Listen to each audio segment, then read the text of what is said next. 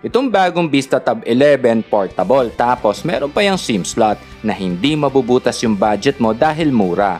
Pero bukod sa mura, ano pa ba ang dapat nating malaman? So start tayo sa chipset. Unisoc T615 ang nandito, na meron yung performance score na yung ganitong chipset, mataas na score yan based sa presyo. Nag-game test na rin ako dito sa CODM dahil entry level, nasa low settings lang tayo. Napansin ko kaagad swabe dito, sabay na sabay. Nasa comment section yung link ng full gameplay at mga settings na pwede pa dito sa unit.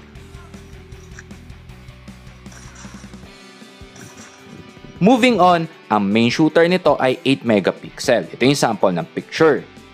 Nag-test din ako ng video recording. Sa steady ay clear naman ang quality. Ang video zoom nito ay hanggang 5 times. Test na rin natin kung meron itong video stabilization. Expected ko naman na wala kasi nga mura tapos tablet pa. Pero based sa quality meron naman, di nga lang swabing-swabe. Nag-test din ako sa 480 at 720p, halos pareho naman na tama lang, di sobrang maalog.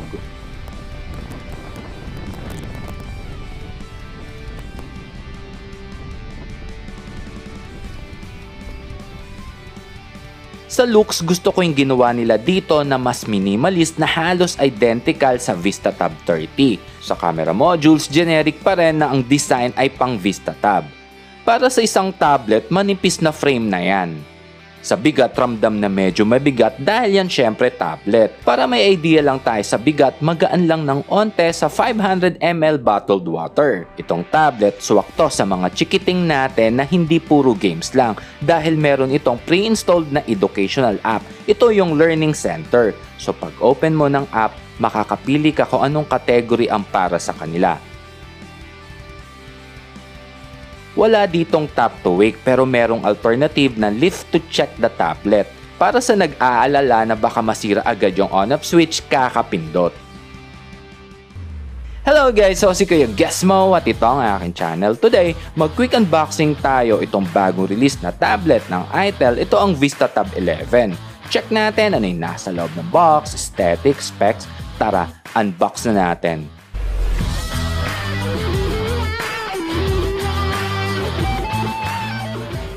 Sa pinakaloob, itong SIM ejector, warranty card, itong Type A to Type C cable, at itong power brick. Supported lang ito ng 10 watts. So nag-charging speed test ako dito. Nag-start ako sa standard na 20%, na full ito ng 2 hours at 36 minutes. Kaya pala makapal itong box. Sa pinakaloob, meron itong freebie na case. Yung nag-hold mismo ng unit ay silicone. So mas okay yung ganito kesa sa hard case. Yun kasi nakakagasgas. Meron din itong extra na mukhang stand pero di kayang itayo itong tablet. Kaya naguguluhan ako dito kung para saan to.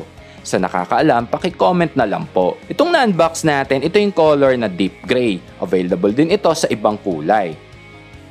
Napansin ko, meron niya nakalagay na screen protector dito mismo sa screen. Need mo lang ipil itong unang layer. Next, punta na tayo sa specs. Ang screen size nito ay 10.1 inch na HD Plus na IPS display. Cons, hanggang 60Hz ang nandito. Kahit sana at least 90Hz. Selfie camera naman ay 5 megapixel. Ito yung sample ng shot. Sa screen to body ratio, manipis yung bezels. Sa wide vine, sa mga nagde-Netflix, meron itong L3SD. Ito yung supported ng OTG, supported din ng 5 GHz ng Wi-Fi, naka 4G network, Android 14 version ang nandito. Hindi ito supported ng NFC. Itong na-unbox natin, ito yung 4128 na variant na meron niyang memory extension. Na ang pros, yung flash memory nito ay UFS. Mas marami kasing advantage ang UFS versus eMMC. Tulad ng mabilis sa data transfer, mas tipid sa power consumption at mas solid versus eMMC. Ang main shooter nito ay 8 megapixel. Ito yung sample ng pictures.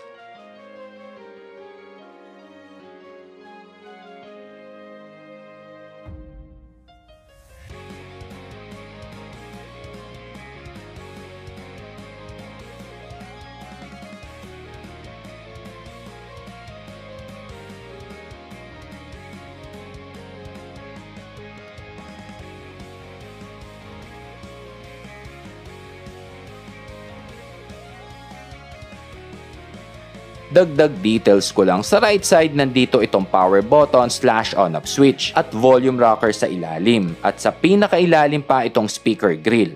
Sa left side yung para sa SIM tray. Hybrid SIM slot ang nandito. Sa ilalim ulit yung pangalawang speaker. So dual speakers itong Vista Tab 11. Test na rin natin yung tunog.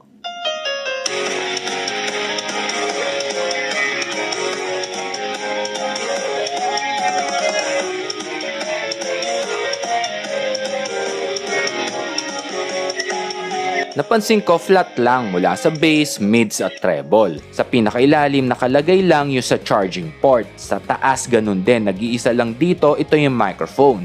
So clear ko lang wala itong 3.5 jack para sa earphones. Dito na tayo sa last part, ito ang conclusion. Sa ganitong presyo ay okay na yan. Magandang chipset para sa entry level. Kahit 10-inch di mukhang malaki dahil sa nipis ng bezels. Naka-dual SIM, meron kang options kung Wi-Fi or data. Napansin ko makunat yung battery kahit 6,000 mAh lang dahil kasi rin yan sa HD Plus resolution tapos 60Hz lang. Camera decent front and back pang Zoom meeting at pang picture. Cons 10 watts, 60Hz lang at medyo lumang version ng Android. So yun lang guys, hanggang sa mga susunod na walang sugar coating na reviews, ako si Kuya Gizmo, a peace.